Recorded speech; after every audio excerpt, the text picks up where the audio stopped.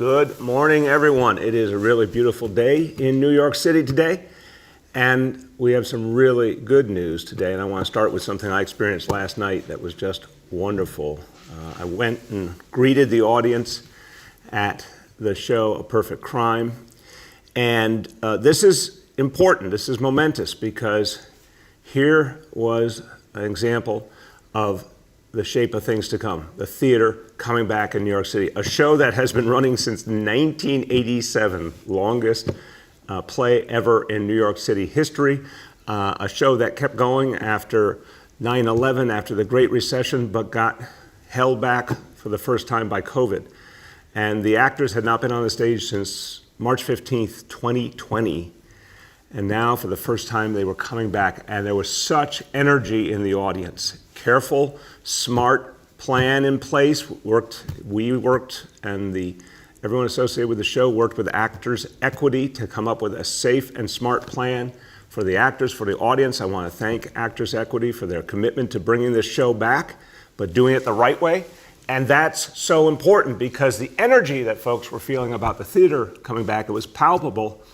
But there was also a sense that this was the trailblazer show, that this show would help pave the way for so many other shows to come back on off-Broadway and on Broadway this fall. So this really was one of those moments where you could feel New York City really deepening our comeback. And when the arts come back, New York City comes back. When the theater comes back, New York City comes back. And I got to see it with my own eyes last night, and I hope many of you will get out there and support indoor and outdoor cultural performances throughout this spring and summer to help bring our cultural community back.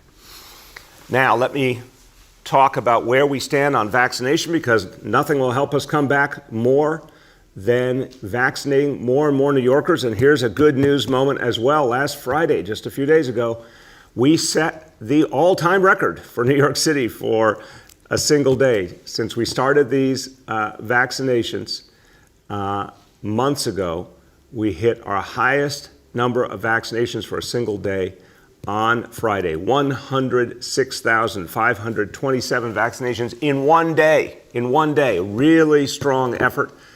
And that brings our total now to 5,746,378 vaccinations given to date.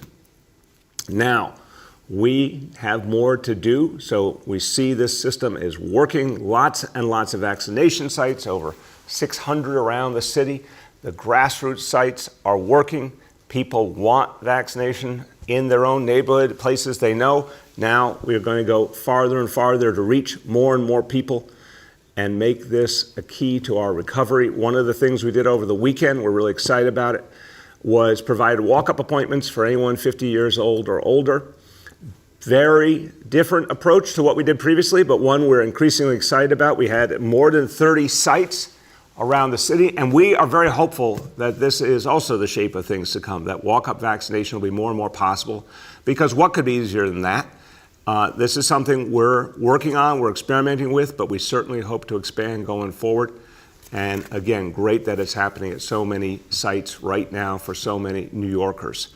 Now, again, if previously you didn't get vaccinated because it was hard to get an appointment, thank God now it's easy to get an appointment. So now is the time. If you were hesitating because you thought it was inconvenient or too much of a hassle, now is the time to go out and get vaccinated. And you can do it. It's straightforward. It's easy. Go to nyc.gov/vaccine finder. Or if you prefer to talk to someone on the phone, you can go to 877-VAX4-NYC. But whatever you do, make an appointment today. Now, as I said, we are continuing to open up more and more sites. More sites is, unquestionably one of the things we found. The more sites, the better. The more sites, the more comfortable people get. So we have an exciting new site to announce today. And I've been trying to work with different ways to phrase this, different ideas thrown around. I would say it's a whale of an announcement, or perhaps we are welcoming this new site. It is the American Museum of Natural History. Really exciting new site. Literally, you can get vaccinated directly below the blue whale. And this will be for everyone, but particular focus to begin with on public housing residents, on cultural workers, members of DC 37 AFSCME who work in cultural institutions, museum staffs. We want to reach all these folks who we depend on to bring back our cultural community. And this is an exciting new effort, and I guarantee you a lot of people are going to say, that's where I want to get vaccinated. So here to tell you more about it, and I'm so thankful for her leadership and for the museum becoming our partner in this effort, the president of the American Museum of Natural History, Ellen Futter. Thank you, Mayor Blasio, and it is such a pleasure to have an opportunity to partner with the city on this great effort. We are thrilled to do this for this historic vaccination effort. And I have to say, speaking personally as well as on behalf of the museum itself, this institution is dedicated to fostering scientific knowledge and understanding and providing access to it to the public. So I can't even imagine a more important manifestation of our mission in action. And as you know so well, this effort is absolutely critical to the health and welfare of our fellow New Yorkers. And also, as you said so eloquently, it's important to our city's recovery and our ability to attract visitors back to the city, which is key to bolstering our economic vitality. And I say this not only as the president of the museum, but also as co-chair of NYC & Co.'s Recovery Task Force, which is working to pave the way for the return of tourism in a safe and enjoyable way. And of course, as you noted, having the vaccination site kick off under our beloved blue whale in the Milstein Hall of Ocean Life is very meaningful to all of us at the museum. And you might have noticed that she's sporting a Band-Aid. I want to thank the Milstein family for their continuing support of our work as well. And I know that in years to come, and I really can imagine this, we will look at images of New Yorkers getting vaccinated under the whale, and it will be a snapshot of New York and New Yorkers fighting back, caring for themselves, caring for one another, and of the time when things started to turn for the better. And like you, we're particularly pleased that this will give access for NYCHA residents and staff, for members of DC 37, which we and so many culturals have many members, and we're very grateful to be able to offer this opportunity for our own staff who haven't yet had the opportunity to be vaccinated. So partnering with you on this means the world to us, and we thank you for everything you and your administration are doing. Thank you, sir. Thank you so much, Ellen. And Ellen, first of all, I want to see the really, really, really big syringe you guys use to vaccinate the whale. Okay, I think you got to show that at some point. But seriously, thank you. You always, every time the city of New York needs you personally or needs a museum, you are there. And you really have provided a beautiful example, a template of what it means for a cultural institution to be part of the community. And I think you're right. This will be one of those moments that people will look at and say, look how everyone pulled together in common cause. And that's why, even though we've been through so much, this will be seen as a heroic time in New York City's history. So Ellen, thank you to you and all your team for this really wonderful contribution to our effort. All right, now, everything is about our recovery. And every time we talk about recovery for all of us. Because it has to be a recovery that works for everybody. It has to be a recovery that lasts. It has to be a recovery that changes what was broken from the past. And when we think about the recovery, I always say it's not just about jobs coming back. It's not just about wonderful cultural institutions coming back. It's about recognizing how we deal with our future. And that means addressing the number one challenge we all face, and that is climate change. Getting ahead of it in every way we can, changing the trajectory using every tool we can. Now, this is an important week. Earth Day is coming up on Thursday, so this is Earth Week, and every day this week we're going to be talking about new things that the City of New York is doing to fight climate change, to address this crisis, to contribute in our way to moving this city, this nation forward. And thank God we have leadership now at the federal level that is focused on climate change. President Biden did so much just putting us back in the Paris Agreement alone as a nation. But guess what? Every single one of us are going to have to contribute in every way we can. And every city, and cities really stood up when President Trump went out of the Paris Agreement. Cities went in, starting with New York City. And so we know how to take our own actions to address climate change. Let's talk about that today. First of all, I made clear in the State of the City that we are going to work to constantly expand the use of renewables and to break our dependency on fossil fuels once and for all. That takes many, many forms, and we'll be talking about that this week and in the future, getting more and more renewable energy that the City of New York will use, but also consciously new laws, new approaches to cut the dependency on fossil fuels. Today, I'm taking a stand formally against two fossil fuel plants, the two peaker plants they're called, that have been proposed in Astoria and Gowanus. These are plants that would be run on fracked gas. They are plants that would take us backwards, not forwards. They are plants that would, unfortunately, place us in that past of fossil fuel dependency and hold us back. They should not be allowed to go forward. And we've got to understand this is about fighting climate change. This is also about climate justice. When fossil fuels are burned, a horrible impact on communities, especially lower income communities have suffered, kids have suffered with asthma. There are so many reasons to break this dependency. So we got to move off fossil fuels consistently, purposefully, intentionally, in every way we can. Now, the state of New York has made major investments in renewables. The city of New York has made major investments in renewables. There's much more investment being made in power reliability, so we don't need these peaker plants. Certainly not with fossil fuels as their fuel. The important point is to listen to the climate justice movement, listen to the movement, especially led by our young people, for the need to take climate change seriously and put communities first. So those plants should go nowhere. Let's start really devoting ourselves to renewables. Okay, now, another part of good news today, and this is big good news today, and this is definitely about a recovery for all of us because it's about our kids, it's about our families, it's about our public schools. And I want to say for years and years, we all saw an injustice in this city, that some schools got more money each year consistently than other schools and perpetuated divisions that were unacceptable. And I have to give credit to the City Council. The City Council has intensely focused on this issue over the years, made it a budget priority. Even when we didn't have as much money as we wanted, the City Council really emphasized making progress on fair student funding. And you're going to hear from Speaker Corey Johnson and Education Chair Mark Traeger in just a few minutes. But the bottom line is we all wanted to go as far as we could, so we kept investing more in the schools that hadn't gotten their fair share. And we kept trying to bring that floor up and create more equality in school funding. But it wasn't what we all wanted to achieve. We wanted to get to absolute consistency. We wanted every school to get its fair share. Now, because of extraordinary actions that have been taken at the federal level and the state level, we finally have the opportunity to right this wrong.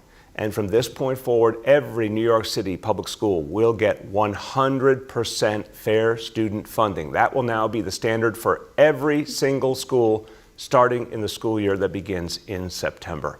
Again, let's give credit where credit is due. Thank you to President Biden, to Majority Leader Chuck Schumer, to Speaker Nancy Pelosi for all they did with the stimulus and the focus they put on education.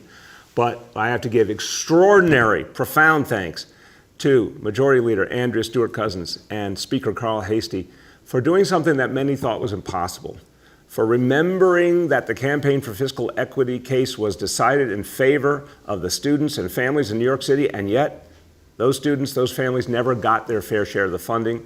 State government, governors had ignored it. Now the legislature stood up and said, no, we are going to finally do what needed to be done. We have the money, we're going to make it a priority. And they actually locked in the commitment that the Campaign for Fiscal Equity sought to achieve almost 2 decades ago. It's finally here, and that's allowing us to do amazing things. So to make fair student funding 100% for every school, this will be a $600 million annual investment, $600 million It will allow so many schools to do so much more, particularly for kids with special needs, for bilingual students, for those who would benefit the most. And let me tell you something. When we finally give the schools the funding they deserve, the progress we've seen in our public schools will now be supercharged.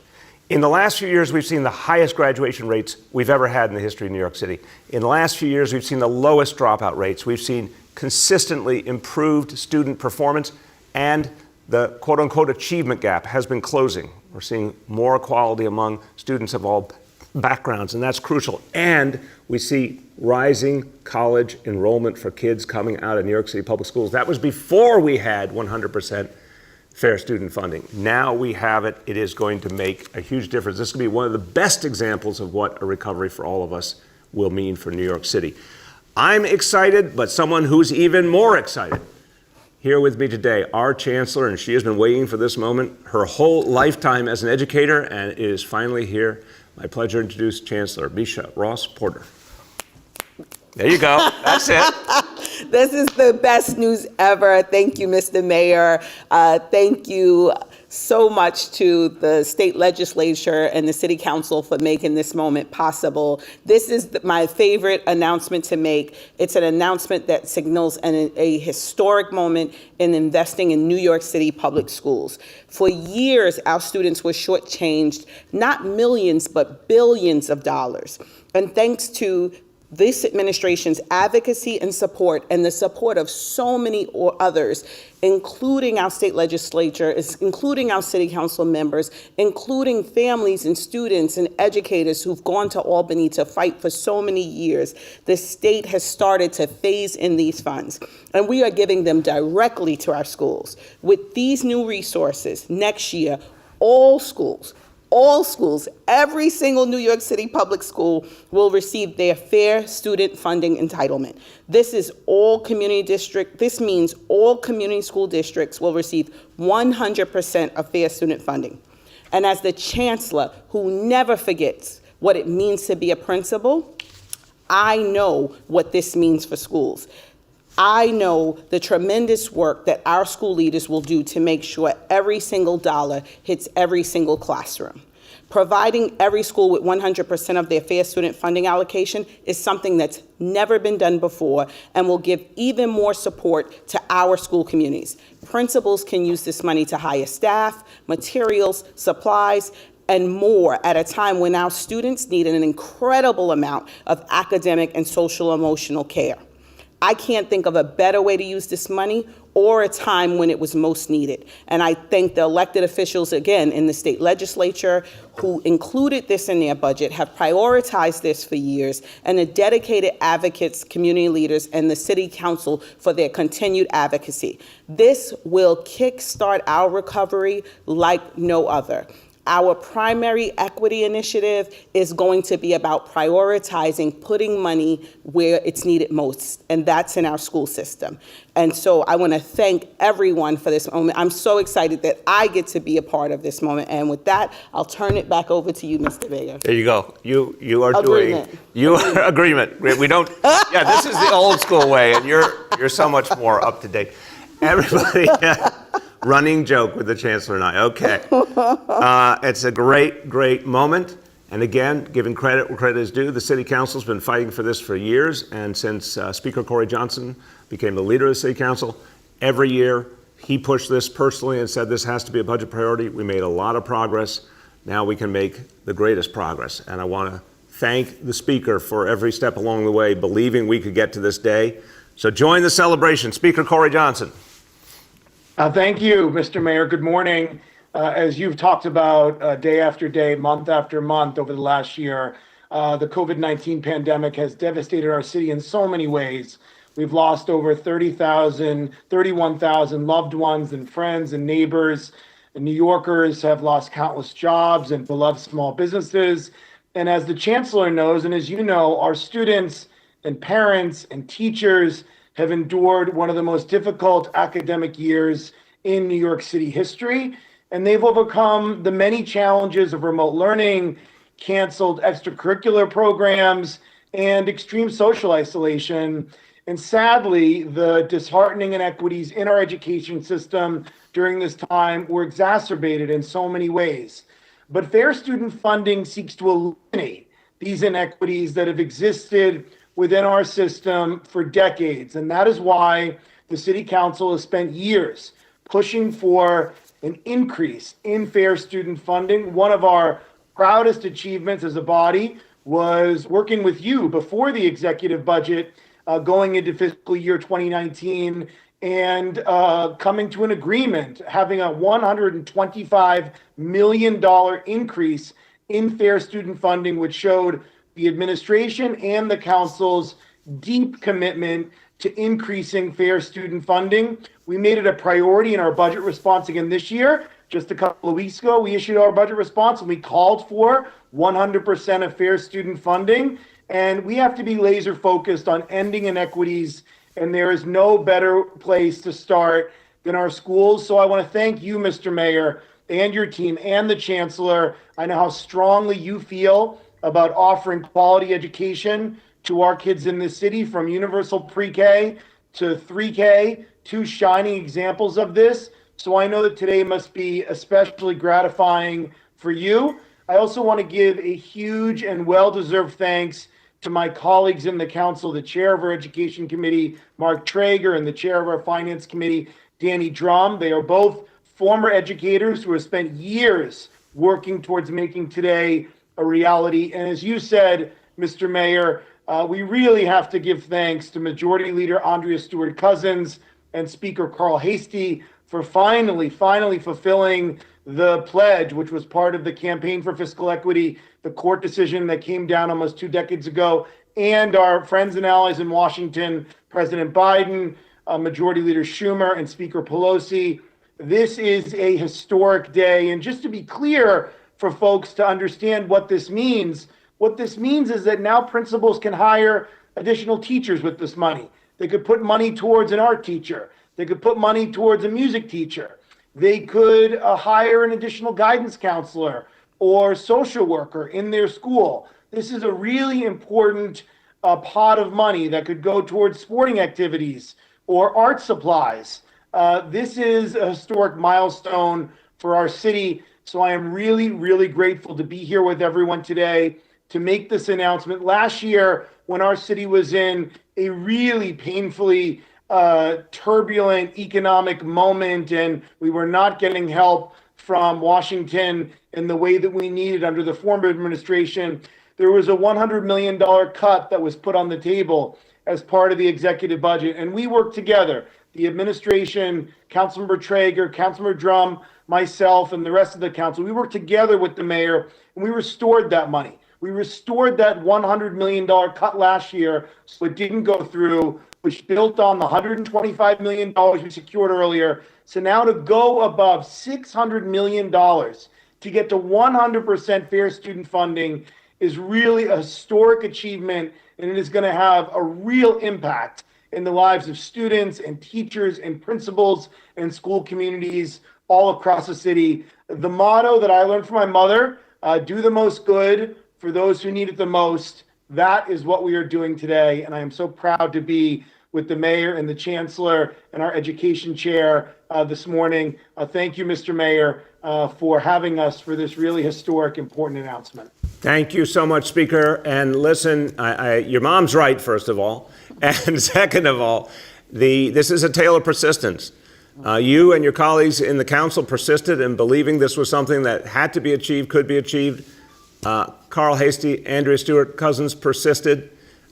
Really an example of the fact that elections do matter and that folks who believed in this vision all came into the right roles at the right time and could make it happen. So this is a real exciting moment. And one more person I want you to hear from, and he will clearly be excited as well, because he is passionate about education, because he did the work himself as a public school teacher, now chair of our Education Committee, council member, Mark Traeger. Thank you, Mr. Mayor. Thank you, Speaker Johnson. Thank you, Chancellor Ross Porter. This is a big day, and this is really personal for me. As the mayor mentioned, I was a teacher, and I worked in an underfunded school during the Bloomberg years. And I could tell you decisions were made based upon the realities of a budget rather than the needs of our kids. If you listen to any principal, they'll tell you how big of a deal fair student funding is. It is the most important, precious funding stream a school has and relies on. With fair student funding, a school can retain veteran teachers. A school can hire new teachers. A school can reduce class size. A school could hire more social workers, counselors, paraprofessionals. Schools can hire art teachers, music teachers, start athletic programs, go on trips, after-school programs, technology, tutoring, the list goes on. And as the mayor mentioned, these are school-based decisions made at the school level. Think about how big this is for Abraham Lincoln High School in Coney Island in my district.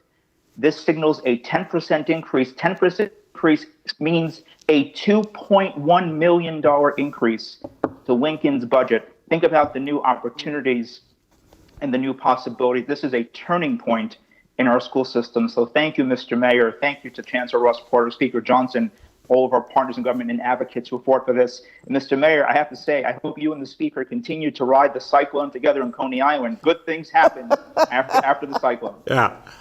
I think Councilmember Mark Traeger has pointed out there's a direct causal link to riding the cyclone. Definitely, it rattled my brain and made me think new things were possible that were never possible before. So thank you so much, Councilmember. I'll see you there at 5 o'clock. All right, we'll all be there. Cyclone. Who knows what we'll announce after that? It could get really wild around here, you know? Thank you both so much, and everyone. That is really profoundly good news, and good news fought for years and years and years. But as they say in late night advertising, but wait, there's more. And our indicators today also offer some really good news. And I will note that because of a technical issue, the information we're going to give is from the 16th, so it's a little bit lagged, and we're working with the state to resolve this issue, but it's accurate information from that day, and it tells us a lot. Now, again, long way to go, not out of the woods yet. We got to keep being smart, and we got to keep getting everyone vaccinated. But here's today's numbers. Number one, daily number of people admitted to New York City hospitals for suspected COVID-19. Today's report, 163 patients, again, below the threshold. And as you can see by the graph up there on the screen, we have been below the threshold numerous days. That's a really good sign. Confirmed positivity, 56.98%. Hospitalization rate also has continued to go down, 2.71 per 100,000. So that's looking good. New reported cases on a 7-day average. Today's report, 2,384 cases. So we've seen improvement there. But here's a really important one. Number 3, percentage of people tested citywide positive for COVID-19. This is the number we've watched the most. And on a 7-day rolling average, this number now coming down again. Today's report, 4.19%, 4.91%. This, I don't know if that is up on the screen, but it should be. But today's report takes us below that threshold of 5%. You can see it there now. Below the 5% threshold for the first time in a long time, and that is a profoundly good sign. So I know everyone's been working really hard. Let's keep working. Let's just run COVID out of this town once and for all. But I hope everyone there can see the fruits of your labors, because things are really starting to change. Okay, a few words in Spanish. I want to go back to equity and fair student funding. La pandemia nos ha mostrado de nuevo que nuestras escuelas son parte íntegra de nuestras comunidades. Hoy anunciamos una inversión histórica en nuestras escuelas para que haya equidad en recursos para los estudiantes más necesitados. Las escuelas han sido clave en nuestros esfuerzos para recuperar esta ciudad, y vamos a estar seguros de que tengan los recursos que necesitan para tener éxito. With that, let's turn to our colleagues in the media. Please let me know the name and outlet of each journalist. Hi all, we'll now begin our Q&A. With us today is Ben Furness, the new director of the NYC Office of Climate and Sustainability, Health Commissioner Dr. Chalkbeat, Senior Advisor Dr. Jay Varma, and Health and Hospital CEO Dr. Mitchell Katz, and of course Schools Chancellor Misha Porter. With that, we'll go to Andrew from WNBC. Andrew? I don't hear anything. Andrew? Oh, good morning. There you go. When Avery said my name, the name had gone away when Avery said my name, so now Andrew? I know it's me. All right. Yes. We're ready for you. Okay. The question is about the walk-in vaccine sites. The question is, you have opened up sites in all 5 boroughs where people 50 and older can walk in. What is stopping from going walk-in at every single site as of now? We're looking at that right now, Andrew. I'll turn to Dr. Choksi and Dr. Katz. We wanted to test this out. The goal here, of course, is to make vaccination as convenient as possible. We want to welcome people to it. And I think, honestly, convenience has been one of the issues. And the more convenient it gets, the easier it will be for people to make that choice. But we also want to be careful about not having big lines, not having other situations that would create challenges. Obviously, we don't want people waiting a long time. So we've been testing it, expanding the test. So far, so good. And we're looking to see if we can go farther. Dr. Choksi.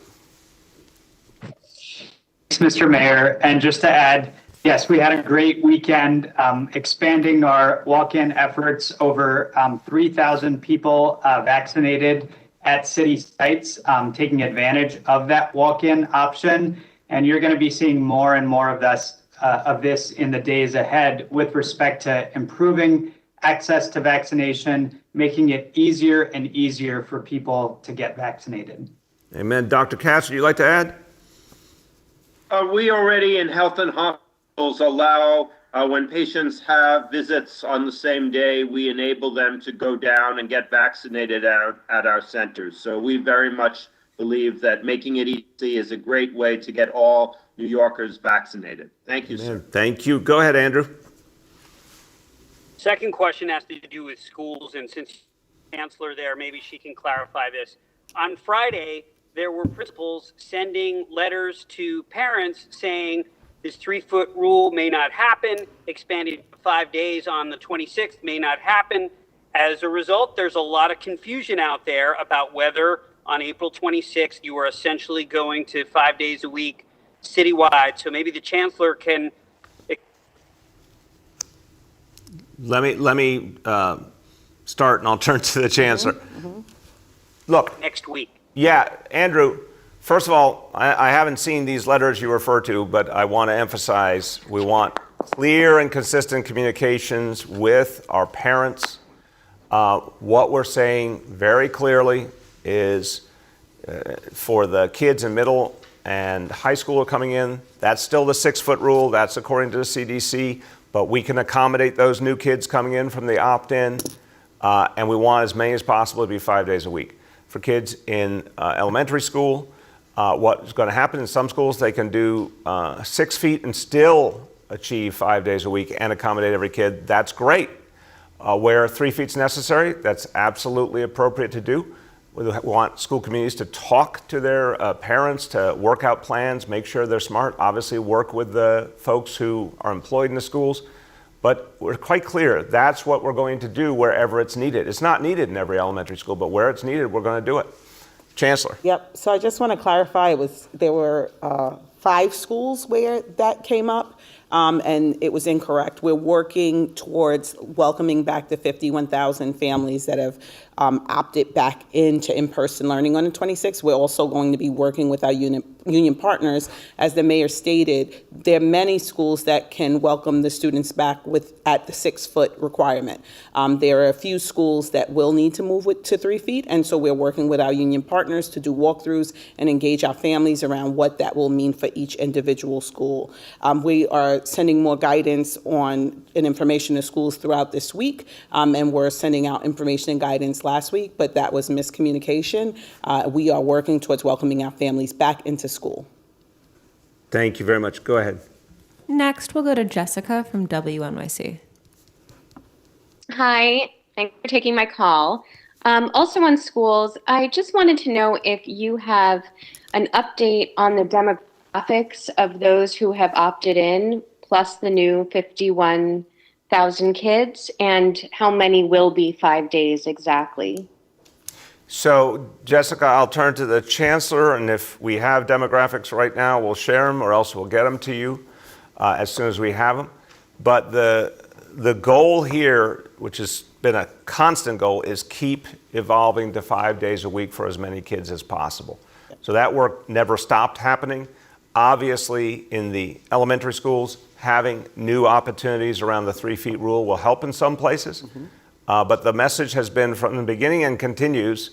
When I say from the beginning, once we decided to move to 5 feet, to move to 5 days, I can do this. Once we started to move to 5 days, we've been telling schools, keep working to get more and more and more kids to 5 days, and we're hopeful that we're going to be able to do a lot more of that for the 26th. Go ahead, Chancellor.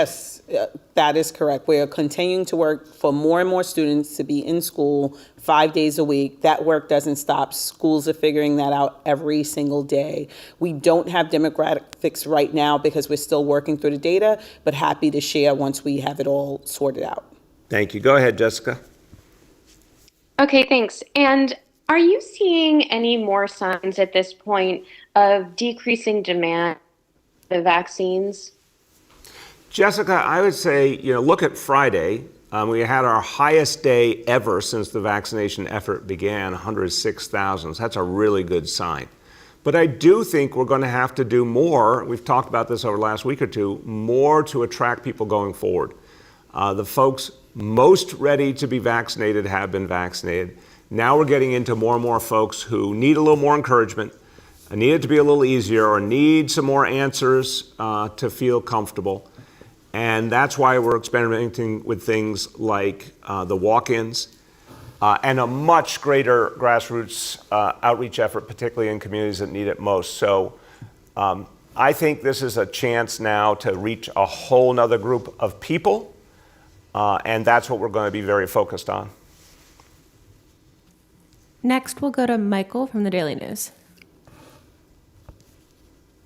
Morning, guys. Hey, Michael, how you doing? Doing okay. How are you? Good, good.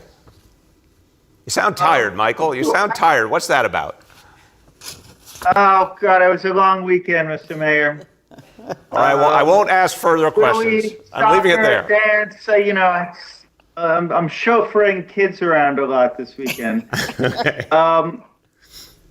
I wanted to ask you about the Johnson & Johnson situation and what that kind of means for the city's vaccine rollout now and what you foresee it meaning for the continued vaccine rollout, vaccination rollout, 2, 3, 4 weeks out. What's kind of the read on that at the moment? Look, what we need is fast resolution on this, Michael, and I'm very hopeful by the end of the week we'll get that from the federal government. The thing we need is answers, and I'm not going to be surprised at all if they put some specific guidance or restrictions on who gets Johnson & Johnson and who doesn't. That's fine, we can work with that, but we just need answers. And I think once we get answers, it will help everything to keep moving forward. We definitely would rather have it in the lineup in a big way because it allows us to do a lot of things better, obviously starting with the homebound program. So I'm hopeful that we'll have a resolution we can work with by the end of the week. Go ahead, Michael. Thanks. The other question I had has to do with the story that I believe came out last week on, the possibility that Pfizer said something about doing booster shots. And, this is for the medical professionals here today. I'm wondering, if that comes to pass, how would that play out exactly? If I got Pfizer shots, would I have to get a Pfizer booster shot? Would I be able to get a Moderna booster shot? Can you, I guess, talk a bit about how the booster shot situation would play out if that kind of comes to pass? Yeah, I'll turn to Dr. Varma, but just as the non-medical person say, just to demystify, I mean, booster shots are something that have been part of the medical community for a long time, and obviously something like flu shots, we're supposed to get them every year, so I don't think this is going to be particularly challenging as a concept. I think there's a difference between breaking the back of COVID right now in a crisis and then what we do going forward to manage. But in terms of your specific question about can you use different brands, as it were, let's ask Dr. Varma.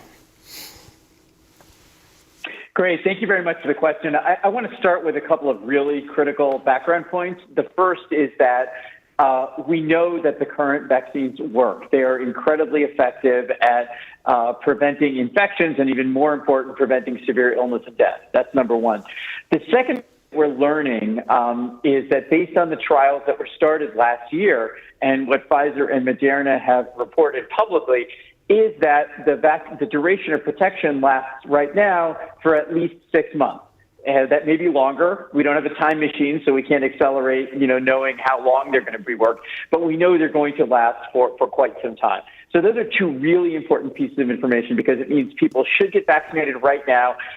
They shouldn't wait, and they shouldn't be worried about the degree of protection that they're going to get. Now, it is absolutely true that the way the body's immune system works, whether you're talking about a polio vaccine or the flu vaccine or tetanus shots, is that the more times your body is exposed to a protective vaccine, the better it gets at responding to that. And we also know that this virus has a tendency to evolve and mutate. So it is certainly reasonable to anticipate that at some point in the future, we will need some type of booster vaccine. I myself recently in the past couple of years have had to get a booster polio vaccine when I was working in Africa, typhoid, meningitis vaccine. It's very common to do. We don't know, however, the details that you're asking about, which is, will we need them? When will we need them? What brands of vaccine that we're going to need? But I would say that, we know that at least for the mRNA vaccines, the Pfizer and Moderna, it is very likely that you won't have to stay allied to one specific brand. But of course, there are studies being done right now to look at sort of mixing and matching across different versions. Thank you. Go ahead. Next is Stacy from Fox 5. Hi, yes, good morning. Can you guys hear me? Yeah, Stacy, how you doing today? Good, thanks. I'm actually going to start with a question regarding Climate Week. I know you're going to be announcing more initiatives. I'm wondering, there's been a lot of reporting out there that, climate efforts all over the country were really set back with the pandemic. Huge increase in use of, single-use plastics, PPE, which is a lot of plastics. We know the residential composting program in the city was put on hold. More people are driving. So I'm wondering, how much of a setback, have we seen, you think, in the city because of the pandemic, the efforts towards going green? Well, Stacey, I'll start and I'll turn to Ben Furness, who's our new director of the Mayor's Office of Sustainability and Climate. But I'll say this, I'm a little bit of an optimist by nature, but I would argue, and Ben can speak to this, I think globally, we all hate that there was a pandemic, but with it came a real realignment in the sense of a lot of activity slowed down or stopped that did involve fossil fuels. So I think that may be the biggest storyline of the interrelationship of climate, that there was a bit of a pause. And the other storyline that I think would be important is that people in the disruption caused by the pandemic had to rethink so many elements of life, and that actually is what we need to do to address climate too. So in some ways we can learn from that. But I think you make a good point. Like we need folks to get, as things evolve, get out of their cars, get back into mass transit. I'm hopeful about that. We're seeing mass transit ridership go up. Obviously, we're not going to need as much in the way of PPEs going forward. I do think that will adjust. I don't think any of the things we've seen here are necessarily lasting. Ben, you want to comment?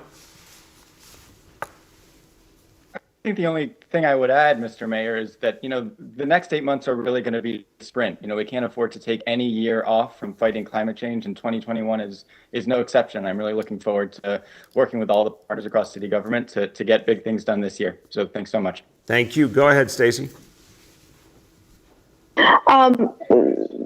To the vaccines and, the fact that there are all these appointments available now, you can get same-day appointments a lot of places. I know, someone already asked about whether you see this as decrease in demand. I mean, do you think that the pause in Johnson & Johnson has, caused some people to think twice about making their appointments, and that's part of the reason we're seeing all these open appointments now, and maybe not the rush to get the shots? Yeah, Stacey, look, the development with Johnson & Johnson sure didn't help, that's for sure, but I think it's too soon to tell. I think we had months where people were, just struggling to get an appointment.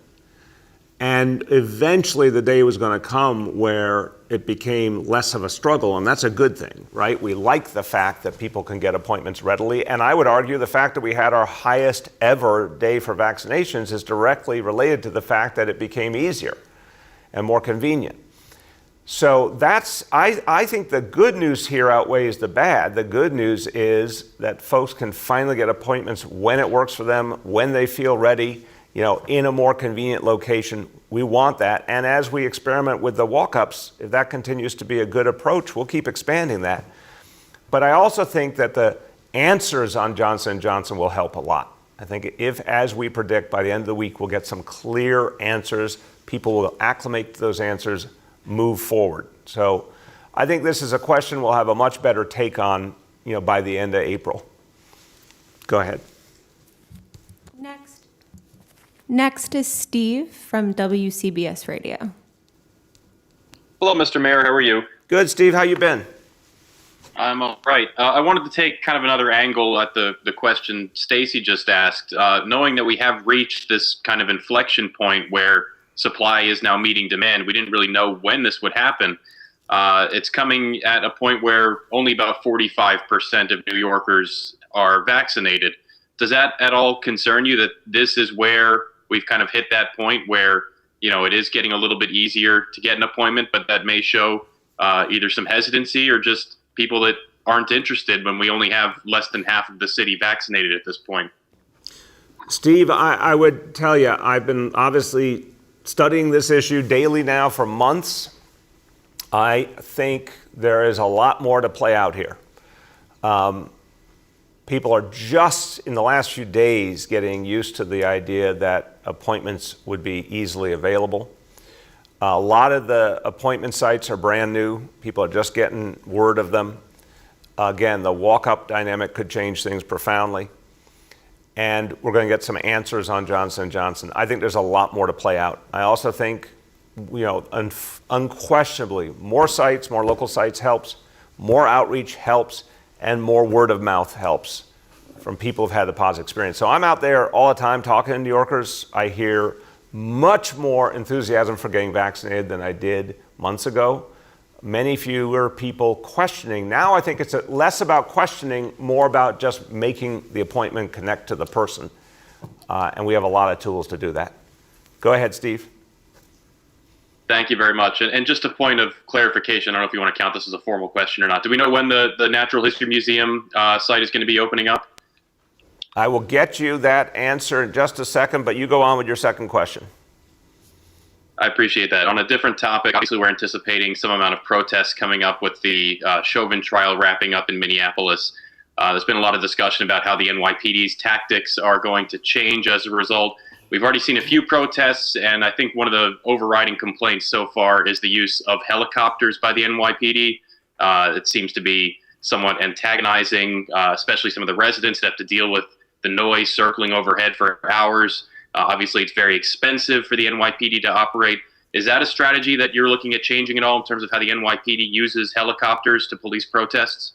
Yeah, let me first just get out of the way the answer to your previous question. Friday is when the American Museum of Natural History opens up, and we're excited about that. The answer is yes to your second point there, Steve.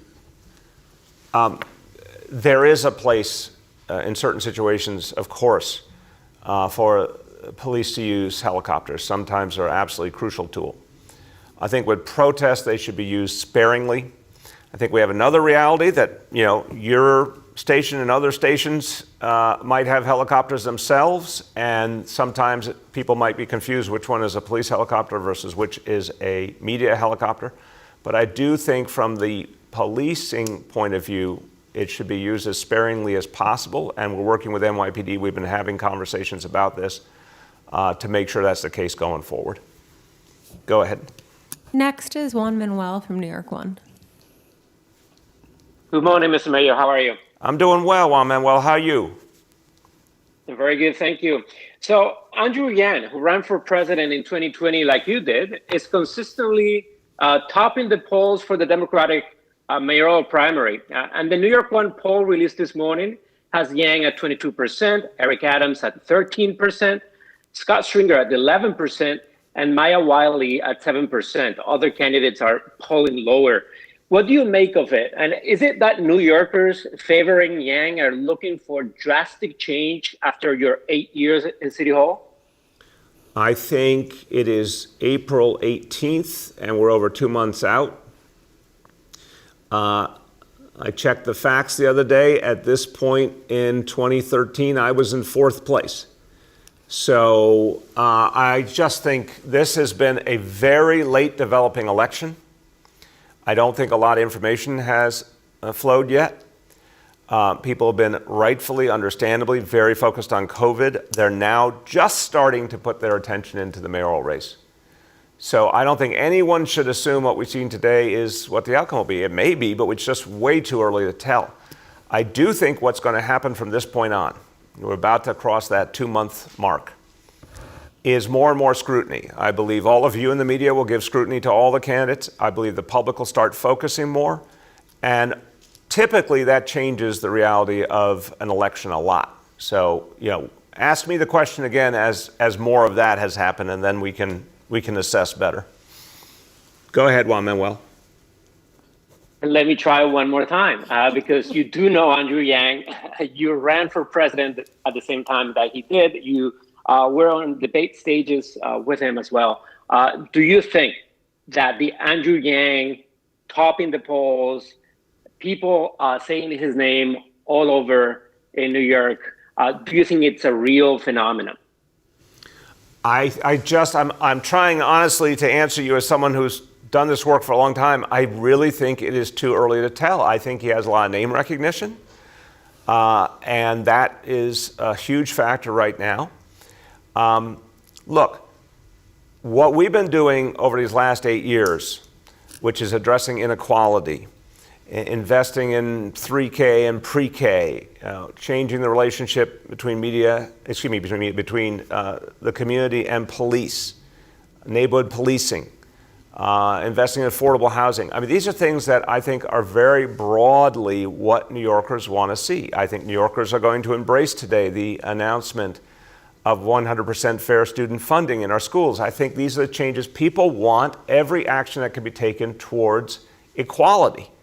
And that's what we've been doing for 8 years. So I think that's the mainstream of thinking in New York City. I think New Yorkers have to decide who represents those values and can best make them work in the years ahead. But again, it's early. It may seem late to some, but I am telling you, this election has just taken its sweet time, and it's really early still. Go ahead. We have time for 2 more. First, we'll go to Alex from Chalkbeat. Hey, everyone. So my first question is about the fair student funding announcement. And just with the sort of overall infusion of state and federal funding, and now the full funding of fair student funding, do you believe that New York City public schools are now funded at the correct level? I mean, is this the right amount of funding for schools? I know the city has long made the argument that schools are underfunded. Are we now at full capacity funding-wise? Alex, I don't think there is such a thing, and I think the chancellor would quickly agree with that. I don't mean that you just spend money for its own sake. I think we're talking about our kids, and I'll let the chancellor speak to this too. This is about our kids, and the New York City public schools serve more kids with profound needs than any place in the country. Whether it's kids with special needs or English language learners or kids who very sadly have grown up in poverty, there's tremendous need. So the resources we're finally getting are going to be put to really good use, and they're going to change lives. I don't think of it as money. I think of it as a tool to change the lives of our kids, and it's long overdue. We need to make sure, to your question, Alex, is it sustainable? These are amazing actions that have been taken in Washington and in Albany. Well, now we have to create something that is sustainable after the next few years. But certainly, the most important thing, and I would talk about it in my budget testimony in Albany year after year, is get us the campaign for fiscal equity money. And a lot of times it felt like a distant dream, but it's finally happening. That was the goal we all held, and it's finally here. We just need to make sure it is sustained. Chancellor. Yeah, I would just say that this investment positions our schools and our system in a really phenomenal place to move forward. And I would also add, as a parent, what wouldn't we invest in our children? And so answering the question of, is it enough? It speaks to, pushes us to really think about when is it enough? And I don't think that there's ever a moment when we stop investing in our systems and in our students and in our schools. But this is a moment that really positions our schools in a moment when it is so greatly needed as we come out of this pandemic to do our very best and put our very best foot forward in terms of resources, in terms of teachers, in terms of social workers, in terms of enrichment programs. This just opens up the door for opportunities for schools, for principals, for teachers to do great things for young people. Amen. Go ahead, Alex. Yeah, my second question, I know you addressed a little bit the miscommunication that happened last week with respect to the move to 3 feet. But I'm sort of wondering more broadly, why schools don't have detailed guidance in hand yet. I mean, this is happening in a few days. I know that some principals are really frustrated that, these big announcements happen, and then there aren't really details about how they're supposed to implement it until just a few days before the date that students are returning. So I'm just wondering, why principals don't have detailed guidance right now so that they can plan for more students to return to their schools. Well, I'm going to turn to the Chancellor. I'm not sure I share that assumption. I mean, the vast majority of what we need to do for health and safety is the guidance that people have had for months and have been acting on. Again, and the vast majority of schools are not moving to 3 feet because they don't need to. But those who need to, it is about resetting rooms. There's some pretty straightforward things that need to be done. And I think that principals and superintendents are pretty aware of how to make those changes. So I would just be a little more positive about the ability of our educators to adjust when they see something coming, weeks ahead.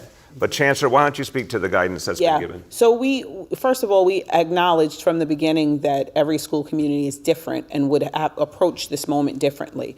And we also weren't rushing schools to 3 feet, but wanted to leverage 3 feet in places in which it would help us get more schools to 5 days a week in person for students as possible. And so we took a survey of all schools and are working directly with schools and our union partners that need to go to 3 feet so we can follow the guidance from the state, but also make sure we're working with individual schools based on the need to go to 3 feet. Many other schools are just welcoming students back in at the 6 foot requirement. So we're just working with schools based on the need, based on the requirement, and based on the guidance that we've all received from the state. Excellent, thank you. Go ahead. Last, we'll go to Glenn from 1010 Wins. Good morning, Mayor. How are you? Hey, how you been? Good. Juliet has some time off, so it's an honor to chat with you today. Usually don't get to see you anymore, so nice to see you and nice to talk to you. It is a pleasure. You're the designated hitter today, huh? Mm-hmm. Yeah, she's tough place, as you know. She's getting some downtime. But my question, I wanted to circle back quickly about Times Square. I spent some time this morning here. It's such an exciting and great place to be at any time, really. I caught up with Tom Harris, who's the new president of the Times Square Alliance, and he has concerns about some of the things that have been going on in recent months. Obviously, a lot connected to the pandemic, admitting, that the spotlight is always on Times Square. But in terms of crime and homelessness and drug use, he's looking for what he calls a sound plan with effective tactics. And I know you can't go into it now, but when you think, just off the top of mind here, what is the plan going to need to be to move Times Square forward? Yeah, Glenn, I'm real hopeful. First of all, Tom Harris does great work. I've known him for most of 20 years, and he's doing really good and important work in Times Square. And thinking very compassionately about how to address issues like homelessness, working with Department of Homeless Services. So, look, I am real hopeful. I think you're going to see Times Square come back to life starting this summer.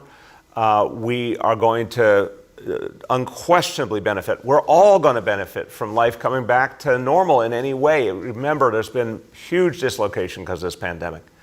When there's folks out enjoying the city, shopping, going to restaurants, going to museums and cultural institutions, that's going to help everything. But what we're going to be talking about in the coming weeks is more and more of the efforts to ensure safety in this summer and beyond, to address homelessness on the streets more and more. We have a great vision with the Journey Home Plan. It's been working. We're going to double down on that.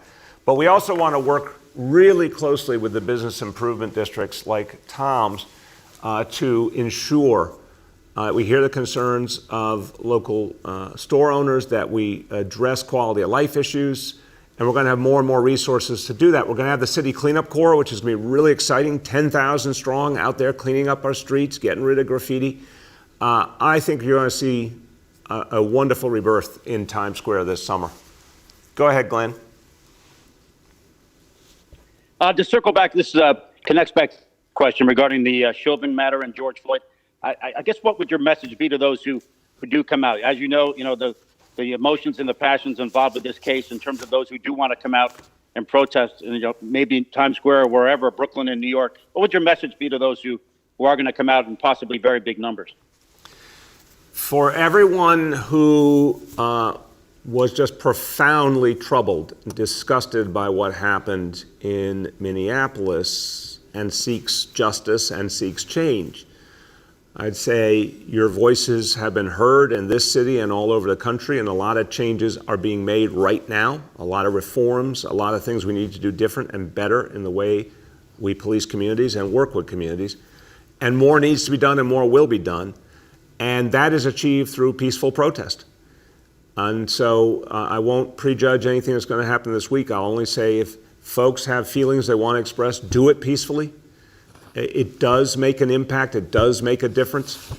And the very few who do something that's not peaceful actually take away from the meaning of everybody else. And I always say to peaceful protesters, I've been involved in many protests myself over the years. If you see anyone in your ranks attempting violence, reject them, separate from them. Let the message of the peaceful protest shine through so it can help us foster real change. And with that, as we conclude today, look, today is a day when we're able to thankfully offer a lot of good news for this city. But it's really because we talk about people's efforts and efforts at change in this city. It's really been working. The thing we're talking about today with the Fair Student Funding is an example. 20 years ago, people started that movement for fair student funding. State Senator Robert Jackson, my former colleague from the City Council, marched all the way to Albany and walked the whole way with activists to fight for fair student funding for New York City public schools. There were good days and bad days over the last 20 years, but mostly it felt like it was going to be a dream denied or a dream deferred. Now it is a dream realized because the activists and the folks who believe in change never gave up. So I'm a believer that people should stick with it. Do it peacefully, but stick with it because it makes a huge difference. And today we celebrate a real example of that progress. Thank you, everybody.